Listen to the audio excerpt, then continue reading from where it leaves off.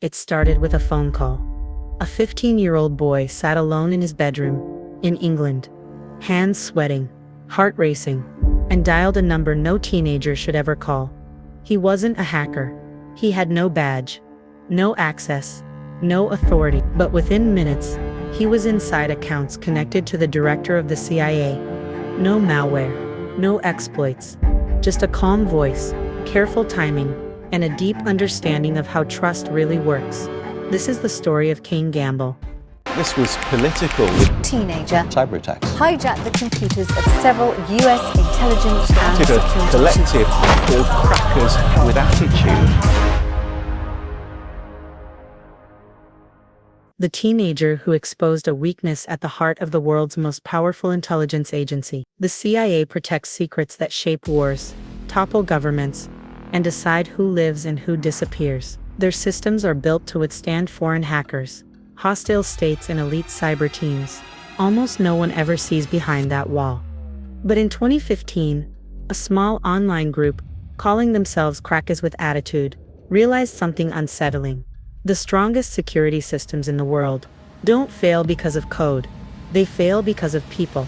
Using social engineering, the art of manipulating human trust, Kane Gamble began targeting high-level US officials. He called phone companies, help desks, and service providers.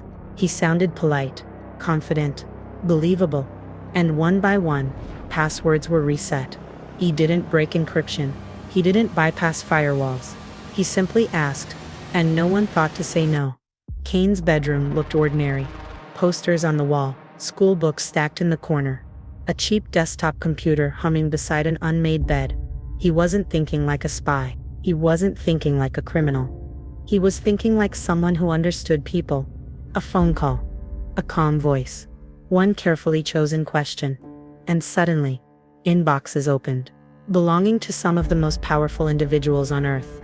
Names, emails, contact lists, personal details no outsider was ever meant to see. The thrill hit instantly. So did the fear. Every login carried the same thought. This could end everything. But curiosity has gravity. And once you cross the line, stopping feels harder than continuing. This wasn't a failure of technology. It was a failure of imagination. The CIA's defenses were built to stop enemies who looked dangerous. Not polite voices on the phone. Not someone who sounded like they belonged. Cybersecurity experts warn that social engineering remains one of the most effective attack methods in the world. Because humans are predictable, the most powerful intelligence agency on Earth wasn't breached by brilliance. It was defeated by blind trust.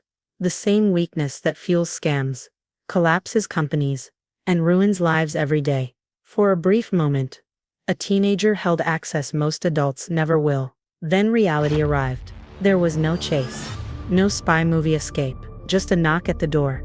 Kane Gamble was arrested, charged and sentenced to 2 years in a youth detention center. While other kids worried about exams and friendships, he learned how silence sounds when doors lock behind you. His childhood ended there. Kane's actions were illegal, and he paid for them. But the damage was already done. Security agencies around the world were forced to confront an uncomfortable truth. It's often easier to manipulate a person than to break a system. One teenager didn't expose a flaw in the CIA's technology. He exposed a flaw in how power assumes it's untouchable.